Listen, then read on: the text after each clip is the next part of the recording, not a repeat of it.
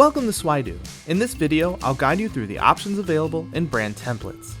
Brand templates allow you to apply your company's or a client's brand to your reports.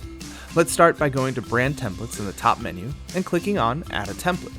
A pop-up will appear where you can set up your brand template. Name your brand template and choose the font you want to use in your reports. To edit the branding of other parts of a report, click on that part in the preview. Change the text color and background color for the cover page, or even upload a background image to make it look more professional. For the page header and footer, you can update the text color, background color, and line color, and also change what's highlighted in them. By default, the header shows the title of the report and the use date range. The footer shows the page numbering alongside a Swidoo logo, which can be removed and replaced with your own logo. The header colors and text widgets can be updated with the content title option. It's also possible to change and add more colors for charts so they fit your clients or your own branding. When everything's set up to your liking, save the brand template. You can mark it as default by hovering over it and clicking the default banner that appears.